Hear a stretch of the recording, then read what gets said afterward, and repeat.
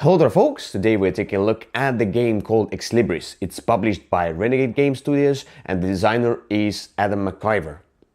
Now you want to become a grand librarian and the mayor will appoint only one of you. Eventually you will build up your library, collect books, and then inspector will come and see whose library is the best one. But anyway, silence in library. Libris is played over the course of several rounds until the endgame is triggered. And how it's triggered? Basically, one of the players, when he builds a certain amount of cards, shelves a certain amount of cards. For example, with 2 players it's 16, with 3 players it should be 14. Then the endgame will be triggered and you will all play the final round and then score your library. So what are you trying to do? You're trying to build the shelves with books. You're trying basically to build your library. And everything evolves around worker spots. This is the first tile that will be up here. For example, if playing a 3-player game, then each round there will be 2 more, like 8, for a total of 3 tiles up here.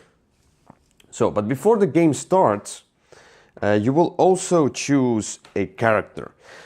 Of course, you can play the basic version where you have 3 of your basic worker spots and 3 basic workers, or you can choose the other side and they're all different and they have special ability as well. For example, I can choose the ghost. Let's say I'm going to choose the ghost. Then I'm going to use only 2 of the standard meeples and then I'm going to use ghost. And every other player will get something. Let's say we're going to play a 3-player game, but whatever. Something like that. So just to show you how the game works. You will also get this card, which is a library focus. That means that the monster manuals, those books, are the ones that you want to collect and get in your library in order to score more points, 2 points for each book in this case. So, and let's take a look at this card anatomy. Basically what it shows those icons, basically the same as those books. The books have funny names in them, but if you just want to skip the fun, you can just look at the top and look at the icons. It also shows the letter and the number. So it's R and it's a 4th card in R category, in R letter. So this is the card anatomy. Here, these are the worker spots and you have some worker spots on your own sheet as well. With these worker spots you can go with your regular or your special worker and they each have text. They can be immediate or they can trigger later on as well.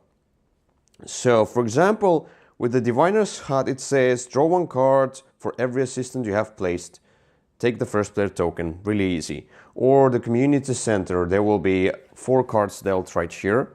1, 2, 3, 4 and says take a card from this location, then give 1 of the remaining cards to an opponent. Both cards may be shelved. So shelving is really important action right here. So let's just set it up like that.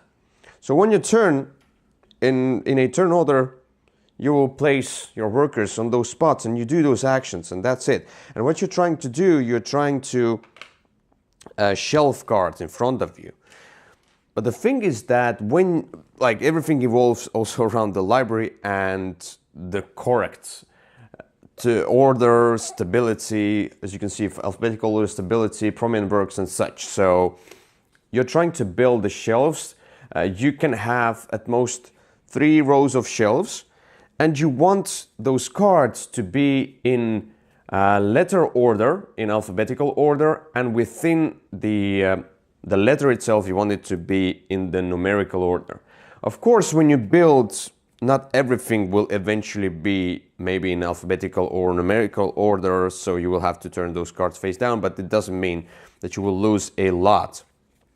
And that's how the game works. So let's say if I'm gonna go here with my worker, then it says take 1 card from this location, then give one of the remaining cards to the opponent. Okay, so I'm gonna take maybe this E and give my opponent maybe this M, whatever.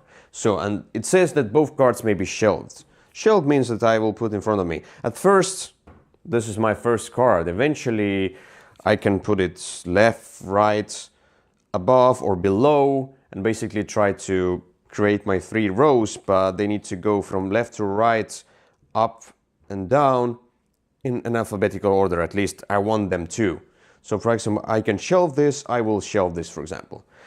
This is a good card also because at the end of the game you will score a lot of different points and you will score minus points. So on the top here, first of all, this card, it's the same as from this card. So with this card, this is your focus. You want to build a lot of those monster manual books. Also on top here, it says that whoever has the most reference texts will get 15 points, the second best 9, and third best 3 points. And for example, with this banned books, it means that you will get minus points if you have corrupted codices, those black symbols, black books in your shelf. And you will do so going through, like, then the next player's turn, and then it's, let's say, the third player's turn, then it's your turn again, and you will put those meeples on those different worker spots, taking different actions. I'm going to show you them, and shelving your cards, eventually creating some kind of a library right here, QPR, whatever, you know. Let's just create some kind of a library. Let's say it was the first, second, third, and there will be some kind of this shelf right here. So you will kind of have some kind of a library in front of you when the end game is triggered, and then you will look at all the different requirements and you will score points. First of all, I think let's dive into some locations. We'll took a look at those locations, but dive into some other locations. So there is auction house. When placing, choose a beat. Return the outbid assistant to their player. So basically when you put here, you kind of bid, and then there will be 3 cards in front of here, and you will discard the same amount as your bid, the cards from your hand, and then you will take those cards from the auction that were here, and you can shelve them right away. So usually on your player sheet you have basic actions as well, home action. This draw 1 card or shelve 1 card. So you can put your workers here as well to shelve or draw extra cards. So for example, all the book swamp. Trade 1 card from your hand with 1 card from this location. The newly acquired card may be shelved. So good shuffling card between your hand and this location. Or bookseller, take 1 card from this location. You may shelve it. Really cool. There are 4 cards in front of here. So, or a gambling den. So basically you will name a category and then you will reveal 4 cards from the deck and see if you matched any of the categories. Then you can take those cards and shelve one of them. So really cool, but it's gambling. And tax collector and so on. Also those locations have numbers. So at the end of each round, the lowest numbered location will go up into those permanent locations, so it will be available. All the other locations will be discarded. And then next round, if there was a 3-player game, we will draw 3 new locations. And what that means is eventually there will be more and more locations available. So right now the lowest number is 2. At the end of this round, this will go up here, so this will be available for the next round as well, while those others are discarded and the new locations will come up. So as the time goes by, as the game goes by, you will have more and more of the locations, more and more of different spots you can go to.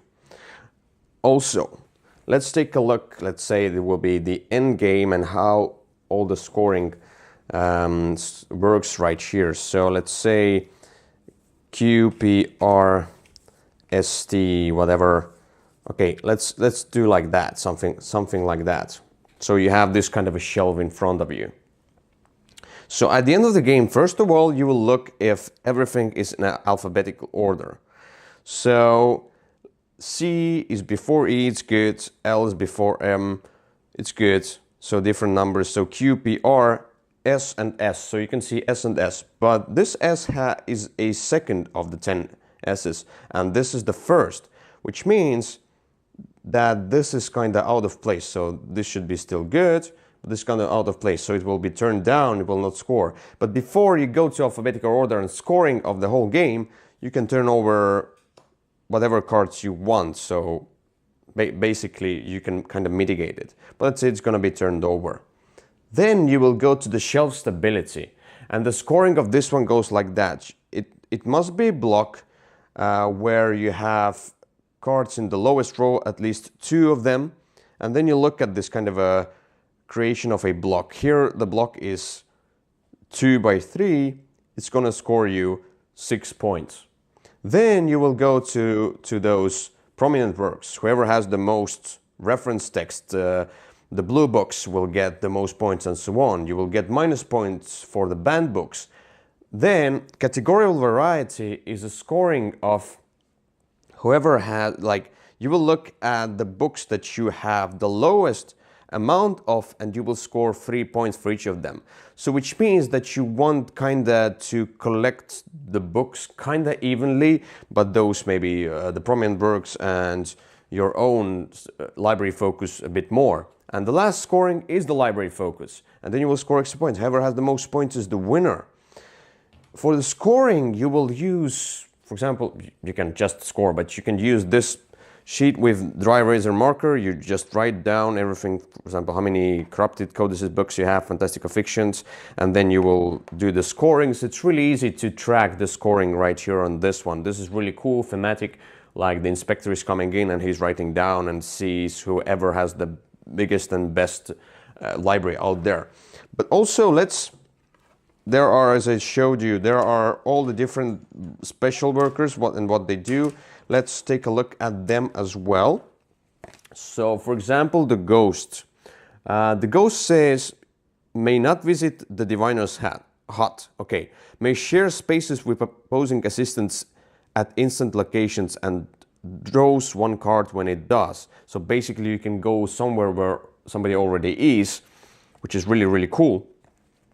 So it's not it's unblockable. It's not blocked. The mummy may entomb cards when shelving. Entombed cards are worth 2 points each at the end of the game. So you can put the cards underneath this player sheet, and at the end of the game you will score extra points for that. Or the Garden of Education, the bookworm performs both home actions, may discard 1 card or repeat.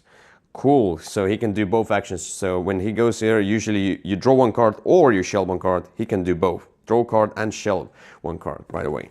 So literary laboratory, the wizards may shift a group of adjacent cards any direction by 1 space prior to shelving a card.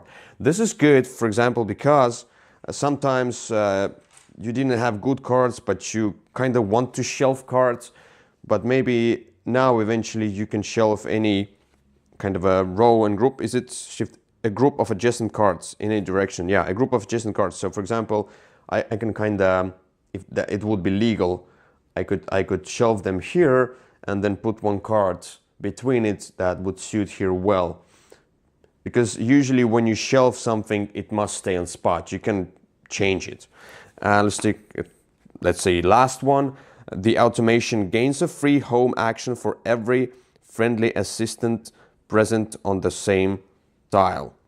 Cool. So you kind of grouping your assistants, and then you will get 3 home bonus action. So, and you can see there are all the different ones and all the different shapes for them. And basically that's it. That's how you play. You will put the workers down, your special workers will do some extra stuff for you, and you're trying to shelve those cards in front of you and get the best set collection out of that. So, I'm sitting in front of the piano. I don't know why. I'm just sitting here. It's thunder and lightning outside, by the way. So it's cool to talk about board games. I think let's talk about Libris, yeah? That's why you're here. Anyway, the thing is, now, let's talk about the production. I like how the rulebook is, because I can totally see and understand everything, how everything works. It's fine. Now, let's go into the production of everything else. I do really like custom meeples. Now, I'm I like them more than miniatures because, first of all, when you get miniatures, they are usually unpainted, so they don't look as lively as they could be. Custom meeples, they look that they are totally from board games, but they are kind of different, and I like that they are here. They are different colors, and they really went this far to do them really cool, to make them really cool. Now we'll go into other things, like for example the cards.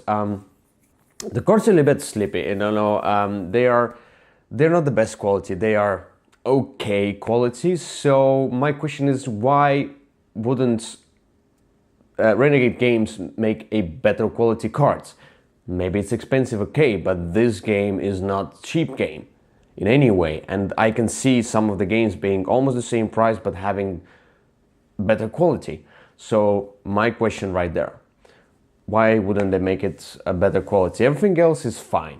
I really like the dry eraser boards where you can like an inspector score points and write everything down. That's really cool. The insert, now, although the insert is really cool, it's done nicely.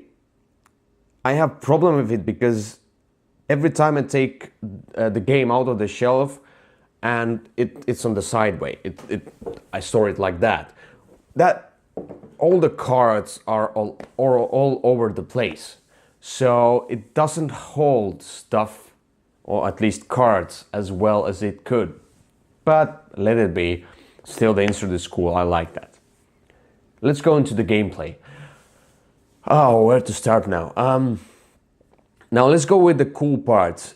The thing is that I do like all those different special workers and special abilities. They sound really great when you look at them separately.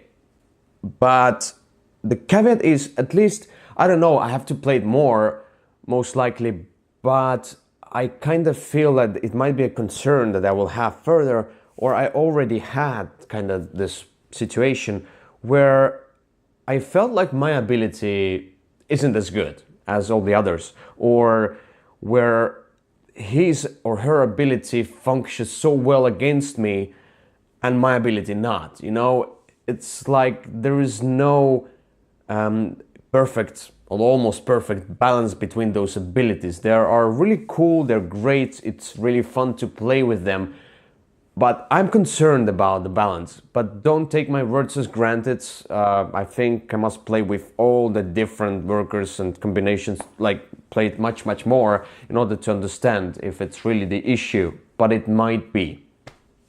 Now, I also do like that there are constant, there are many different worker spots you can choose from, and how the game evolves and you have more and more worker spots towards the end of the game.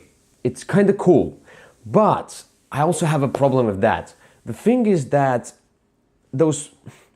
although one worker tile is always going into the permanent tiles, there is still that constant changing of those tiles, of those worker spots, and you are constantly looking and reading the new worker spots, and some people will like it, and I cannot say I like this kind of ever-changing worker spots thing.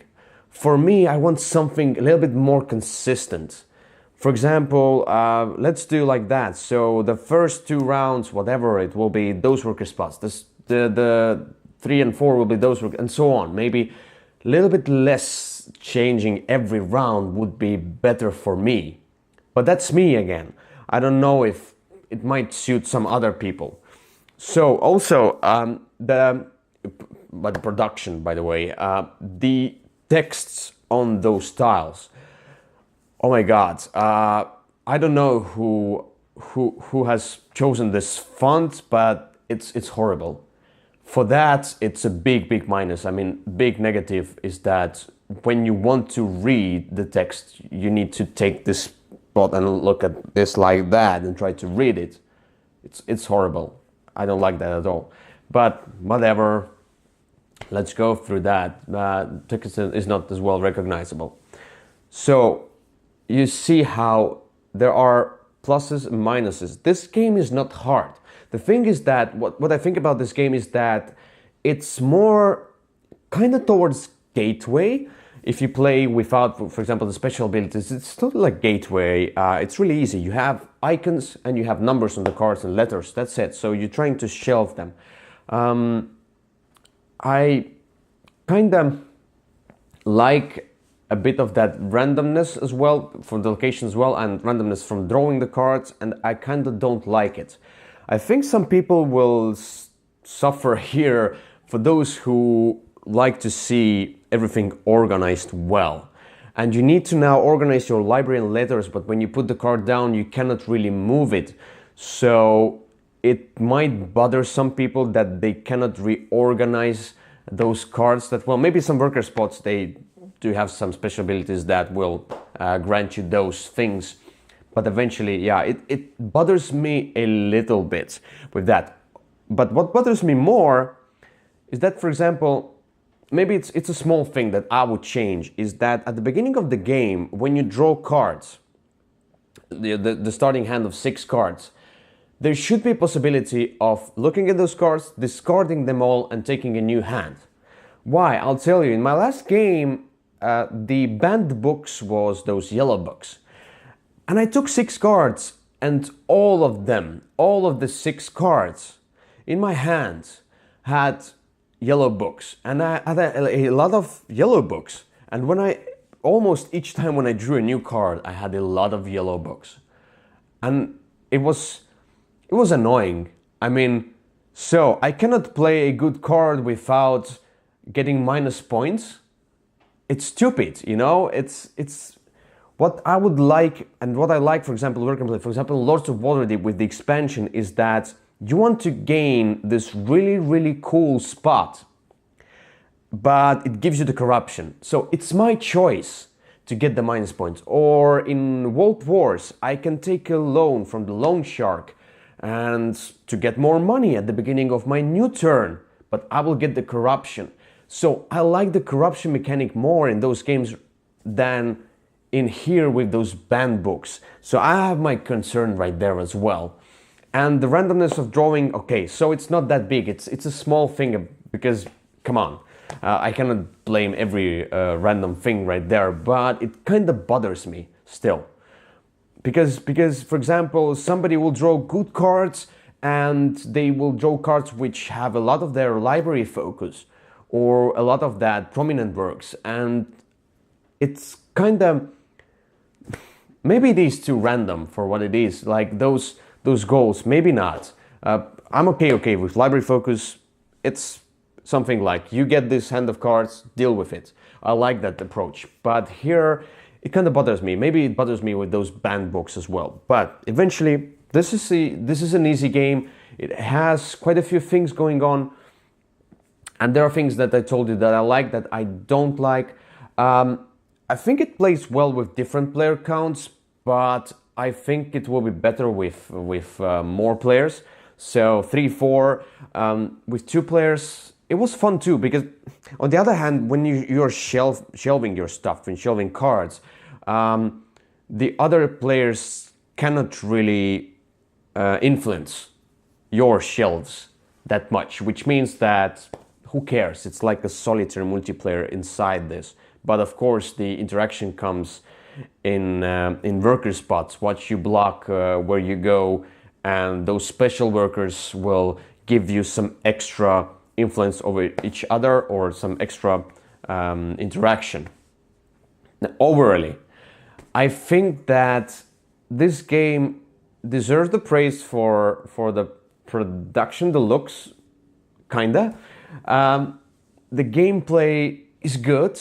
I see some people liking this game, but I cannot see myself playing this again and again. I have those concerns that bother me, and that's where, even with this cool mechanic of different workers and changing spots, kinda, you know, not for me though, I can see other worker placement games, and some of them have set collection in them as well, to be better, just better. So for me, it's It's something like 6 out of 10 maybe. It's not a bad game. I think it's a matter of taste as well, but this game will not get any Würfel medals from me. So these are my thoughts. It's Ex Libris, and thank you for watching. We see you another time. Bye bye. This channel is sponsored by Osprey Games. Check them out at ospreypublishing.com.